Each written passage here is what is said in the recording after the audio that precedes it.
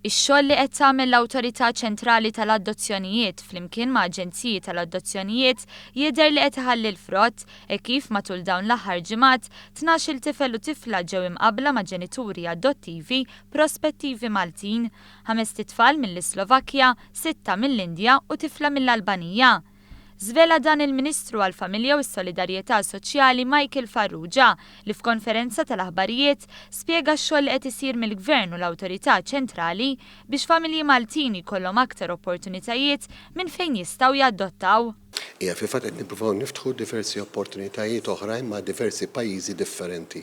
Fil-fatt qegħdin naraw l-ewwel riżultati pożittivi ma' żewġ pajjiżi li fil-fatt bħalissa għandna numru sostanzjali ta' matches, hemm 11 il-match ma' ġenituri prospettivi adottivi Maltin mis-Slovakkja u mill-Indja li huma żewġ pajjiżi li ħdimna fuqhom tul dal-aħħar xhur.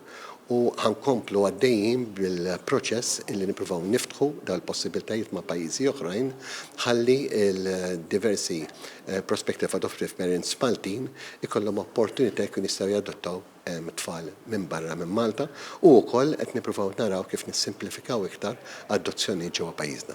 Min statistika maħruġa jirriżultaw ukoll kif matul is-sena li għaddiet saru 8 adozzjonijiet lokali u 18 l-adozzjoni minn barra minn xtutna, b'waħda mill-Albanija, 4 adozzjonijiet mis-Slovakkja u 13 mill-Federazzjoni Russa.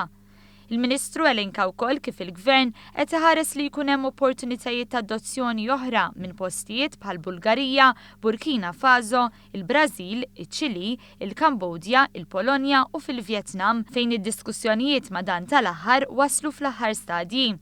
F'dak li għandu x'jaqsam ma' adozzjoni mill-Kambodja, il-Ministru saħaq li meta dawn jerġgħu jiftħu l-bibien għall-adozzjoni se jkun hemm lok li familji Maltin jaddottaw minn dan il-pajjiż.